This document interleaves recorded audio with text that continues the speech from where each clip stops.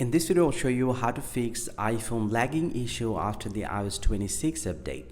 So if you're experiencing that your iPhone is lagging too much and the touch is unresponsive or the freezing, whatever the problem is, here is how you actually can fix the problem.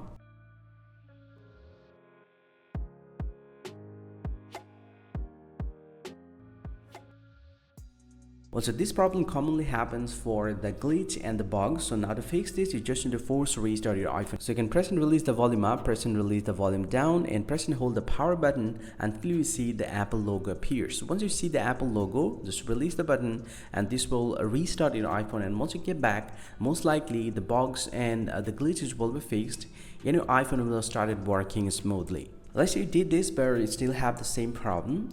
Then here's the next guide to fix this. Just need to open up the settings app from your iPhone and then scroll down and you just need to tap on this general here and then scroll down to the very bottom and tap on transfer reset iPhone, tap reset and tap reset all settings and put your iPhone passcode here and then tap on reset all settings, but make sure this will reset all of your settings and it will get back to the default. So you'll lose your Wi-Fi password and other settings that you have customized, because resetting all settings can fix many problems on your iPhone as well. But let's say you did this but you still have the problem, then here's the last guide. You just need to go to the settings once again, main settings of your iPhone, and then scroll down, tap on general, tap on software update, because look for new iOS update, because the new update can fix many software bugs and glitches from your iPhone, and most likely this will fix this kind of problem.